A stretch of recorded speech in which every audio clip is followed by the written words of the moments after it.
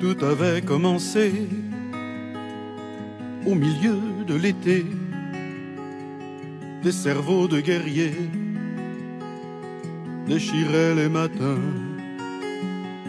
Séville et Guernica finissaient de saigner.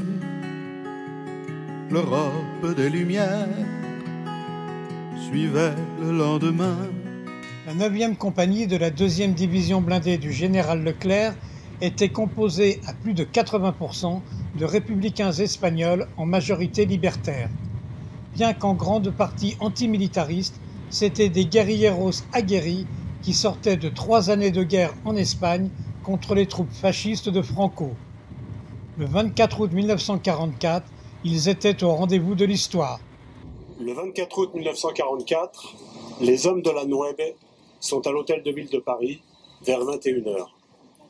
Comme d'autres de la 2e DB, les tankistes du Champ-Aubert, du Romilly ou du Montmirail, ils étaient là ce 24 août. Merci. Tout comme les FFI et les FTP de la capitale insurgée depuis le 17 août. Tous combattaient et convergeaient pour la liberté des Parisiens et contre l'oppression nazie. Au lendemain de la guerre, ces hommes, à qui l'on avait laissé entrevoir une aide pour rétablir la République espagnole, tombent dans l'oubli le plus total. En 1955, l'ONU cède aux pressions des États-Unis et reconnaît l'Espagne franquiste. Le 8 juin 1970, De Gaulle serre la main de Franco. La trahison est consommée. Il y avait sans doute aussi un récit national dans lequel la France s'était libérée par elle-même. Et il y a la Nueve, mais il y avait aussi les Arméniens, il y avait aussi tous les autres combattants antifascistes qui sont venus prêter main forte. Donc ça a été un long cheminement. Je pense que c'est malheureusement le temps qu'il faut pour que les peuples, les citoyens digèrent une histoire et sachent se l'approprier sans que cette histoire ne les renvoie à quelque chose de négatif. Mais la vérité historique, c'est la seule qui permet de se construire. Et pour cela, il fallait des outils. 2013 verra la création de l'association 24 août 1944. C'est une association qui porte la mémoire de la 9e compagnie, dite la Nueve, qui est une compagnie de la 2e division, de la 2e division blindée, donc la division Leclerc. Et ce sont les premiers soldats alliés qui rentrent dans Paris le 24 août, donc la veille de l'entrée de la 2e DB. Elle est composée d'Espagnols, et ce sont des Espagnols qui viennent de la guerre d'Espagne, donc qui ont fait 32 mois de guerre civile, une révolution sociale, et qui donc se sont battus, non pas pour libérer le territoire français, mais se sont battus pour la liberté. Seuls les quelques survivants de la Nueve, une partie du mouvement libertaire, les réfugiés espagnols et leurs enfants connaissent encore cette épopée. Il faudra 70 ans, les recherches de quelques historiens et le travail de l'association 24 août 1944 pour sortir de ce coma historique et médiatique. On intervient auprès des classes, dans les lycées, dans les collèges, dans le 3e, dans les universités. On essaye aussi de donner des conférences ou de faire des colloques et des débats, notamment surtout des débats. On passe des films, on va essayer de créer un ciné-club avec le 19e sur justement l'histoire du peuple espagnol de 1936, enfin même avant des années 30, jusqu'à la fin du franquisme, enfin la mort de Franco. Parmi ceux qui n'ont pas oublié, on trouve Edgar Morin. Et le philosophe ne cache pas son émotion. Chers amis, si j'ai tenu à être présent, c'est pour 2 raisons très profondes. La première, effectivement, c'est que ce jour de l'arrivée des chars, j'étais au sommet d'un immeuble de la place Clichy que mon mouvement de résistance occupait. Et dans la nuit, brusquement, on a entendu toutes les cloches de Paris carillonner. Et à ce moment-là, je ne sais pas par quelle bouche à oreille, s'est transmis la nouvelle: les chars Leclerc sont à la place de l'hôtel de ville. Alors, encore il faisait nuit, nous sommes allés précipitamment de la place Clichy, ici, là, de l'autre côté, nous avons vu ces quelques chars, des hommes épuisés, les larmes aux yeux, nous-mêmes pleurant. C'est un moment d'extase merveilleux que nous avons vécu et qui reste dans ma mémoire comme un des plus beaux moments de ma vie. Je ne savais pas à l'époque que c'était des Espagnols. Je l'ai appris par la suite. Mais cela a renforcé, et ça arrive à la deuxième raison, c'est que moi, dans ma adolescence, j'ai vécu profondément la tragédie de la République espagnole. Mon premier acte politique, quand j'avais 15 ans, fut d'aller à la SIO, Solidaridad Internationale Antifasciste Libertaire, pour faire des colis aux combattants anarchistes de la colonne du Ruti.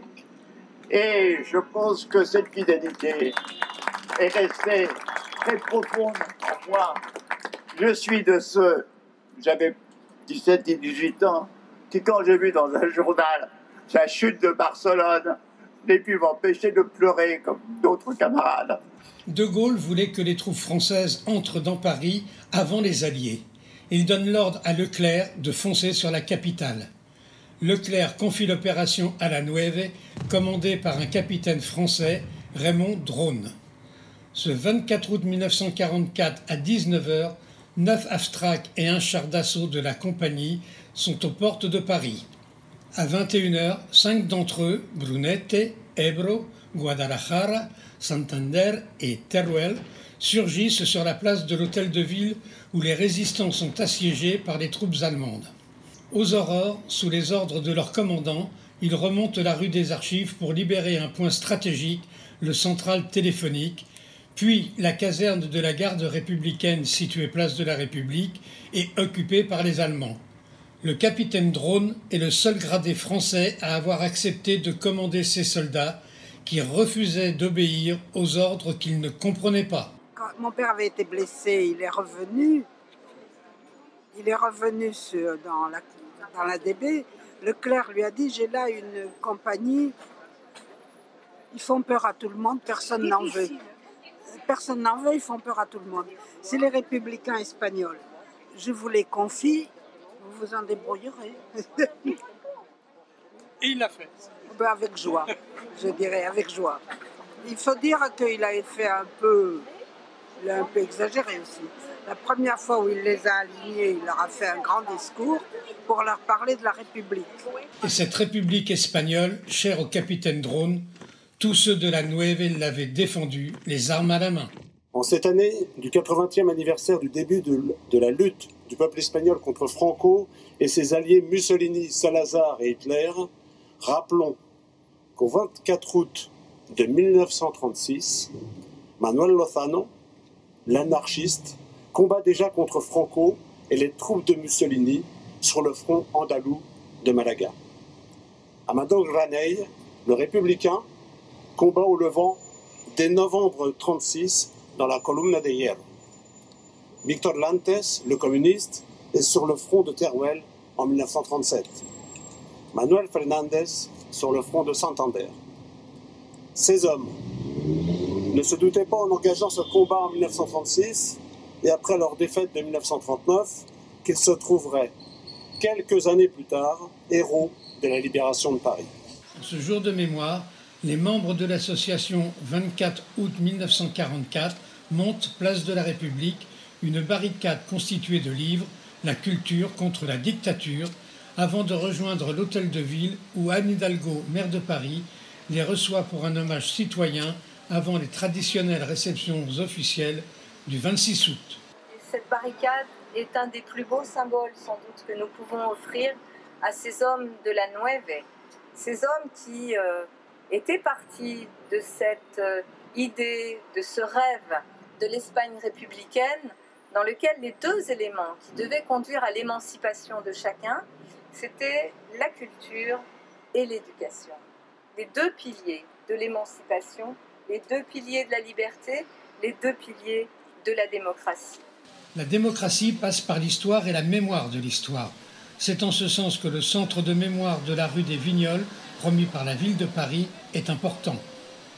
On a l'intention d'abord de travailler de façon très active pour ouvrir ce fameux centre de documentation de l'exil libertaire espagnol, donc en collaboration avec la mairie de Paris, au 33 rue des Vignoles, qui est le siège de la CNT, le siège historique de la CNT espagnole. Donc voilà, ça c'est un gros projet. À côté de ça, on va continuer pour l'année 2017 nos interventions auprès des jeunes générations, c'est-à-dire des étudiants, des collégiens, des lycéens. On va faire des lectures de témoignages, on va intervenir aussi des fois en première partie dans des concerts, dans des conférences. La tâche revient maintenant aux aînés, à eux de transmettre le flambeau. Je l'ai connu par mon père et mon oncle, qui eux-mêmes l'ont entendu par mon grand-père. Donc oui, je sais où je mets les pieds. Toi, tu sais où met les pieds, mais alors tes copains, ceux qui ont ton âge, ils ont une petite idée de ce que c'est ou ils savent même pas que ça existe? Du tout, en fait, non, c'est pas vraiment dans les livres d'histoire. Et quand j'en parle autour de moi, ça étonne tout le monde de savoir que des Espagnols ont pu participer à la libération de Paris. Et c'est vrai que c'est un sujet assez méconnu. Ouais.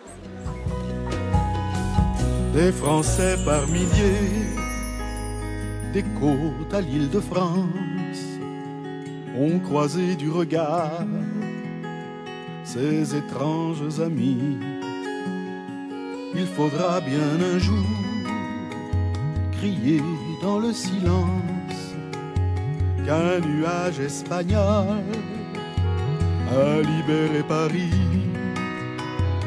Avec un chant républicain, l'Espagne enfuit les catacombes, un peu de terre dans les mains, une espérance vagabonde.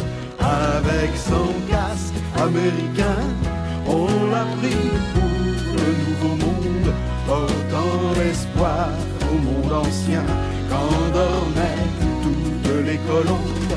Avec un chant républicain, l'Espagne enfuit les catacombes, un drapeau noir, un peu carmin, une espérance vagabonde. Avec un chant républicain,